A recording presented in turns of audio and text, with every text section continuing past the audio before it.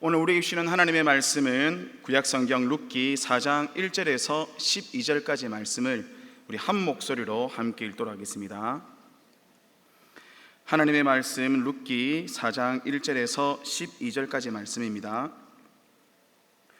보아스가 성문으로 올라가서 거기 앉아 있더니 마침 보아스가 말하던 기업 물을 자가 지나가는지라.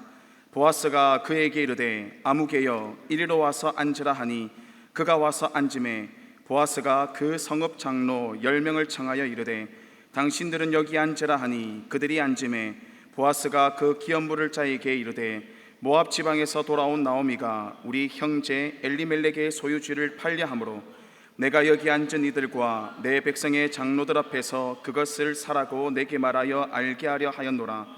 만일 내가 물으려면 물으려니와 만일 내가 물으지 아니하려거든 내게 구하여 알게 하라.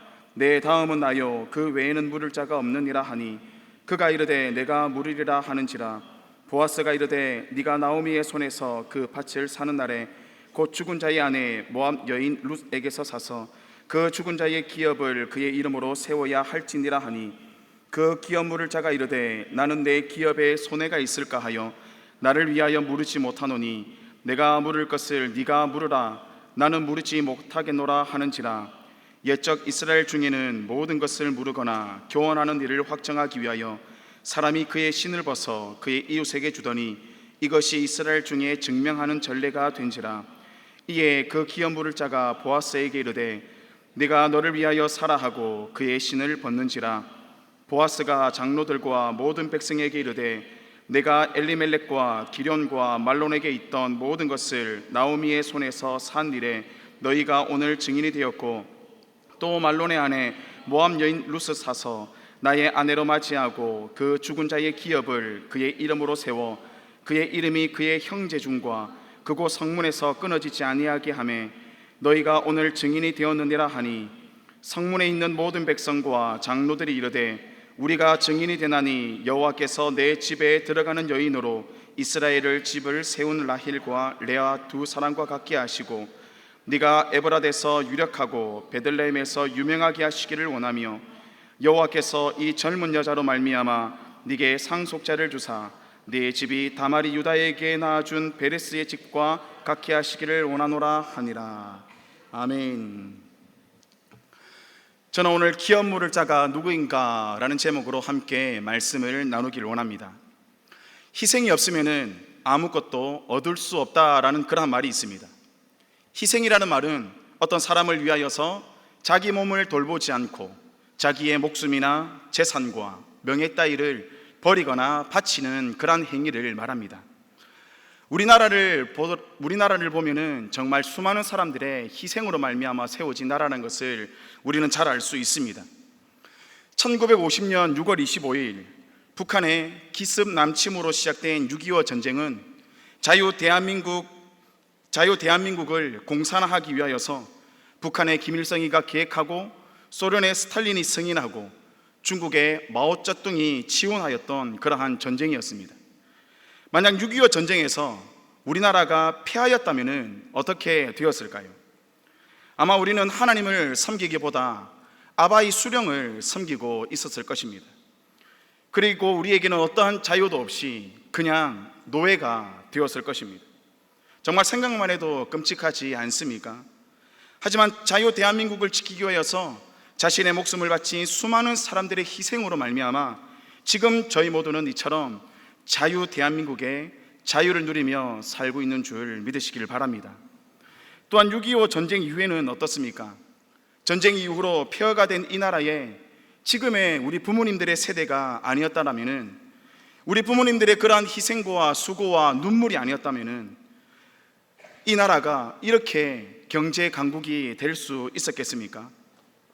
이처럼 희생이라는 것은 누군가의 생명을 살리기도 하며 누군가에게 행복을 주기도 하며 누군가의 인생을 변화시키기도 하는 것입니다. 이러한 자기 희생적 사랑으로 인하여서 한 개인의 회복뿐 아니라 한 가문의 회복과 한 가문을 넘어서 한 국가가 세워지고 더 나아가서는 온 세상 사람들이 복을 얻게 되는 이 놀라운 일들이 오늘 본문의 말씀인 이 룻기에 기록되어져 있습니다. 모압 지방에 나오미라는 사람이 있습니다. 나오미는 모압 지방에 살고 있지만은 모압 사람이 아니라 이스라엘 사람입니다. 나오미는 남편과 두 아들과 함께 유다 베들레헴에서 살고 있었습니다. 하지만 이스라엘의 흉년을 들자 나오미는 남편을 따라서 두 아들과 함께 모압 지방으로 건너와 살게 되었습니다. 하지만 나오미는 흉년을 피하여 건너온 모압 지방에서 더 큰 흉년을 겪게 되었습니다. 자신의 남편인 엘리멜렉이 모압 지방에서 그만 죽고 만 것입니다.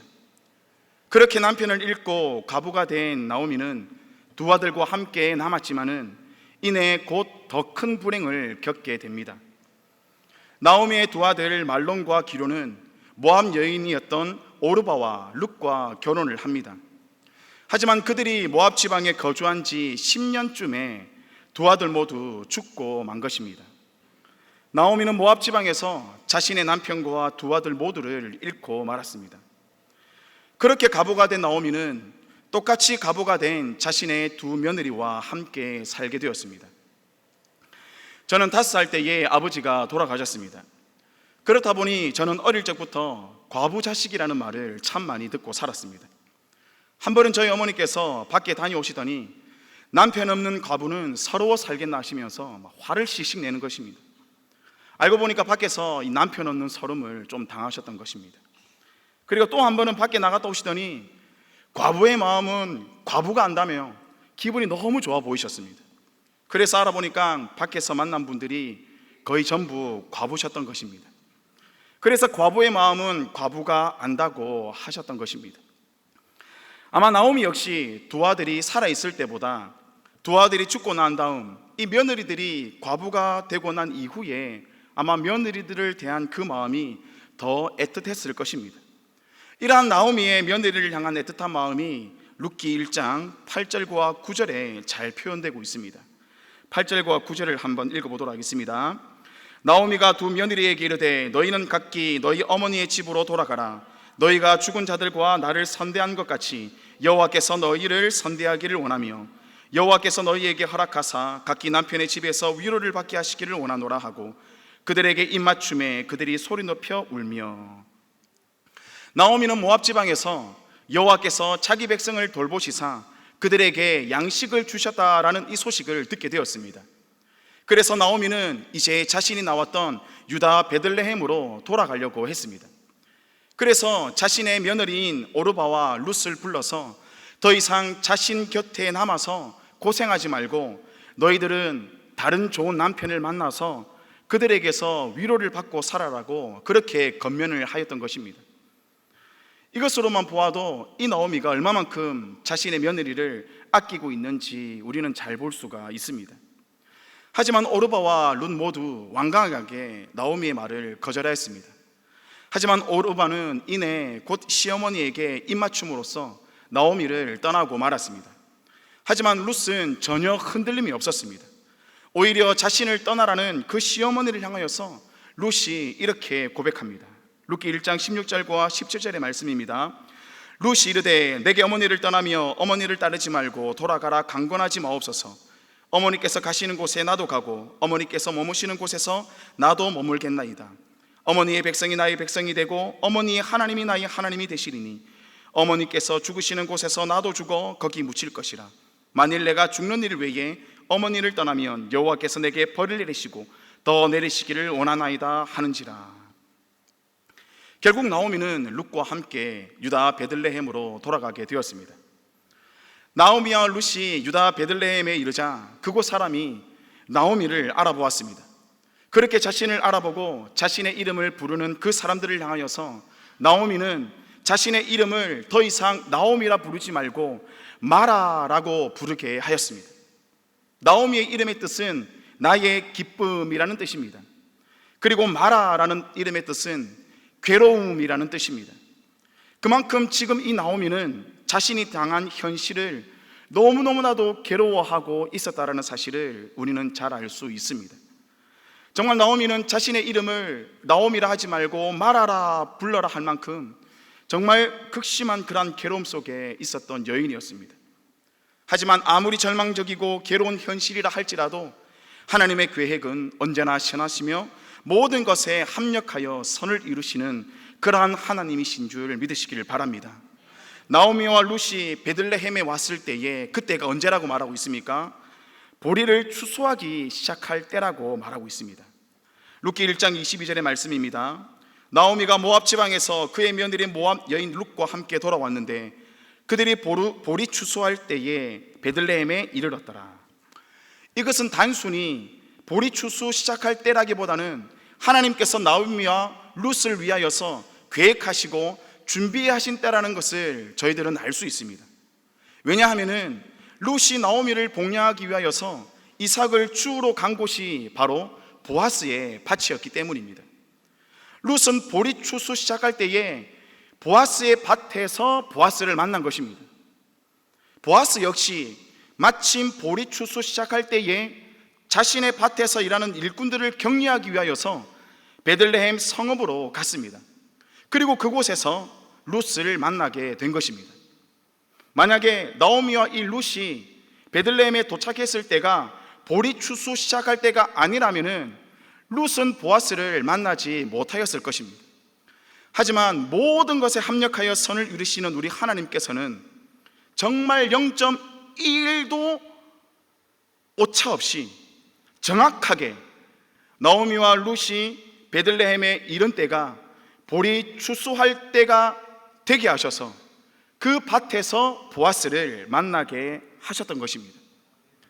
그렇게 보아스는 자신의 밭에서 룻을 만나게 되었고, 아침부터 와서는 잠시 집에서 쉰 것 외에는 정말 열심히 일하고 있는 그런 룻을 눈여겨 보았습니다. 그리고 룻에게 다른 밭으로 가지 말고 자신의 밭에서 이삭을 마음껏 줍도록 아주 큰 호의를 베풀었습니다.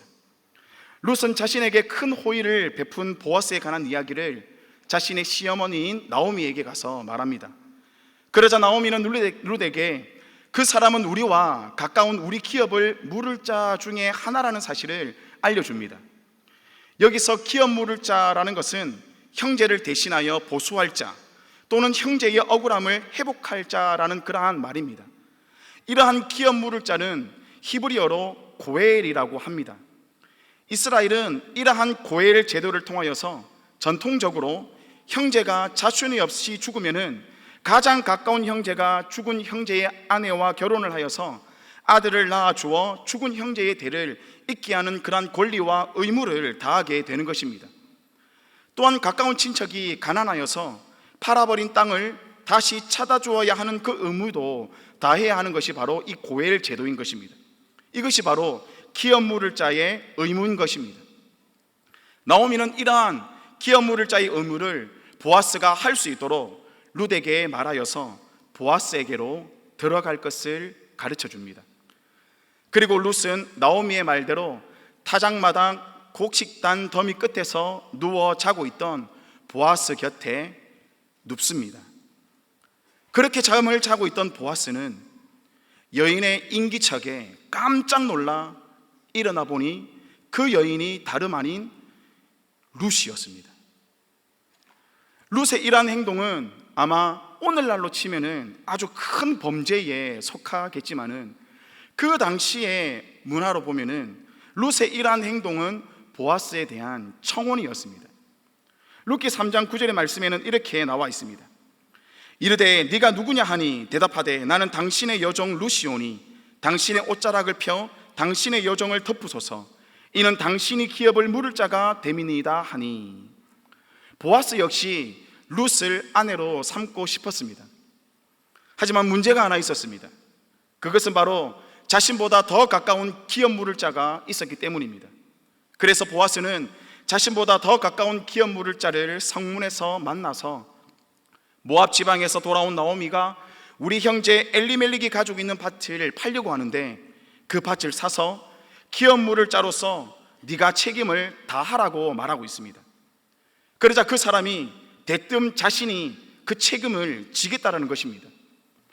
만약 그 사람이 기업 물을 자의 책임을 다하게 된다면은 보아스와 룻과의 결혼은 그야말로 물거품이 되는 것입니다. 그래서 보아스는 다시 그 기업 물을 자에게 이렇게 말합니다. 룻기 4장 5절의 말씀을 함께 보겠습니다.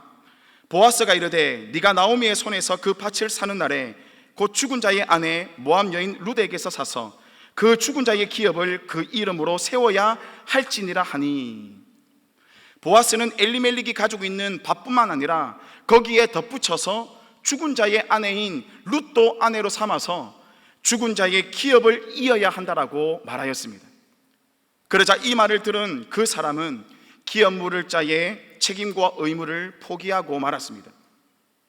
그렇게 그 사람이 기업 물을 자로서의 권리를 보아스에게 양도하겠다라는 그러한 표시로 자신의 신을 벗어 보아스에게 주었습니다. 이로써 보아스는 이제 법적으로 자신이 기업 물을 자로서의 모든 권리와 책임을 다할 수 있게 되었습니다. 그렇게 보아스는 룻을 자신의 아내로 맞이하여 그 죽은 자의 기업을 그 이름으로 세워서 그의 이름이 그의 형제 중에서 유다 베들레헴에서 끊어지지 않도록 하였습니다. 그리고 하나님께서는 보아스와 룻을 통하여서 오벳이라는 아들을 주셨습니다. 이 오벳은 이새를 낳고 이새는 이스라엘의 가장 위대한 왕 다윗을 낳게 되었습니다. 기업 물을 자라는 이 고엘 제도는 앞에서도 말씀드린 것처럼 기업 물을 자가 자신의 이름을 위하는 것이 아니라 죽은 자의 이름과 죽은 자의 기업을 위하는 제도입니다. 그러니까 이러한 고엘 제도는 자신이 형제와 친척을 대신하여서 죽는다라는 그러한 의미의 제도이며, 그렇게 자신이 죽은 자의 형제와 친척을 대신하여서 죽음으로써 자신의 형제와 친척의 이름과 그 기업이 이 땅에서 끊어지지 않도록 하는, 그야말로 자기를 희생하는 그러한 자기 희생적 사랑이 담겨져 있는 그러한 제도가 바로 고엘 제도인 것입니다. 보아스는 바로 이러한 희생을 통하여서 기업 물을 자로서의 권리와 책임을 다한 것입니다. 룻기는 이방 여인이었던 룻이 자신의 시어머니인 나오미에 대한 희생적 사랑이 괴로움에 빠져있는 나오미라는 한 개인의 삶을 회복하게 하였습니다. 또한 이스라엘 가운데 아무런 기업을 받을 수 없었던 이방 여인 룻을 향한 보아스의 이 기업 물을 자로서의 희생을 통하여서 이스라엘의 회복과 다윗 왕과 예수 그리스도로 이어지는 예수님의 족보에 기록되어지는 그 큰 은혜를 누리게 되었다는 것입니다. 이 모든 것이 바로 희생하는 그러한 사람들로 말미암아 이루어졌다라는 것입니다. 이처럼 하나님의 역사는 희생하는 자들을 통하여서 일어나며, 하나님의 나라는 이처럼 자신의 유익을 구하지 않고 남의 유익을 구하는 이러한 자기 희생적 사랑을 통하여서 이루어지는 것이 바로 하나님의 나라임을 믿으시기를 바랍니다. 이러한 자기 희생적 사랑이 바로 예수 그리스도의 십자가의 사랑으로까지 이어지게 되는 것입니다. 에베소서 2장 1절에서는 저와 여러분들의 상태에 대하여서 이렇게 말하고 있습니다. 그는 허물과 죄로 죽었던 너희를 살리셨도다. 에베소서를 기록한 사도 바울은 우리 모두는 죄와 허물로 죽을 것이다 라고 하지 않습니다. 오히려 우리 모두는 죄와 허물로 죽었다라고 말하고 있습니다. 저희 모두는 죄와 허물로 죽었던 사람입니다. 하지만 예수님께서 이러한 죄와 허물로 죽었던 저희들을 대신하여서 십자가에 달려 죽으심으로써 저와 여러분들에게 구원의 은혜를 베푸셨을 뿐만 아니라 저와 여러분들의 이름이 하나님의 나라에서 영원토록 끊어지지 아니하는 그러한 영원한 기업을 우리에게 주셨음을 믿으시기를 바랍니다. 어떻게 이런 일들이 가능했습니까? 저와 여러분들을 향한 예수님의 사랑과 예수님의 희생이 아니고서는 도저히 일어날 수가 없는 것입니다. 그리고 예수님께서는 요한복음 12장 14절에서 이렇게 말씀하셨습니다. 내가 진실로 진실로 너희에게 이르노니 한 알의 밀이 땅에 떨어져 죽지 아니하면 한 알 그대로 있고 죽으면 많은 열매를 맺느니라. 한 알의 땅이 떨어져 죽을 때에 많은 열매를 맺게 되는 것입니다.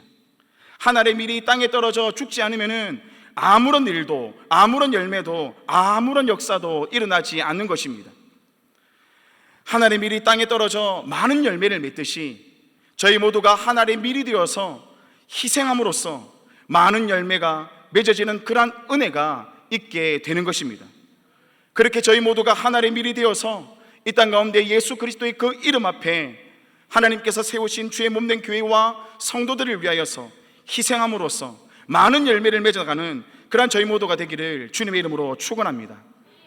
말씀을 맺도록 하겠습니다. 기업 물을 자 중에서 보아스보다 더 가까운 사람은 왜 자신이 책임져야 하는 기업 물을 자로서의 의무를 포기하였을까요? 그것은 바로 자신이 손해를 보지 않기 위함이었습니다. 룻기 4장 6절의 말씀에는 이렇게 나와 있습니다. 그 기업 물을 자가 이르되 나는 내 기업에 손해가 있을까 하여 나를 위하여 물으지 못하노니 내가 물을 것을 네가 물으라 나는 물으지 못하겠노라 하는지라. 사람들이 왜 희생을 하지 않으려 할까요? 그것은 자신이 손해를 당할까 싶어 그렇기 때문입니다. 하지만 하나님의 나라는 이러한 희생하는 자들을 통하여서 하나님의 나라가 세워지는 줄을 믿으시기를 바랍니다. 희생은 손해보는 것이 아닙니다. 오히려 희생하는 자에게 하나님께서는 넘치는 은혜와 복을 주시는 줄 믿습니다. 룻기에 나오는 등장인물들은 모두 이름이 있습니다. 하지만 이름이 없는 사람이 있습니다. 그 사람이 누구일까요? 룻기 4장 1절의 말씀은 이렇게 말하고 있습니다. 보아스가 성문으로 올라가서 거기 앉아 있더니 마침 보아스가 말하던 기업 물을 자가 지나가는지라. 보아스가 그에게 이르되 아무개여 이리로 와서 앉으라 하니 그가 와서 앉으매. 룻기에 나오는 등장인물은 다 이름이 있다고 했습니다. 엘리멜렉, 나오미, 말론, 기럨, 그리고 두 아내 오르바와 룻, 그리고 보아스. 모든 등장인물은 이름이 있는데 보아스보다 더 가까이 기업 물을 자였던 이 사람에 대하여서는 성경은 아무개라고 말하고 있습니다. 하나님 나라를 위하여서 손해볼까 희생하지 않는 사람은 아무개로 남게 되는 것입니다.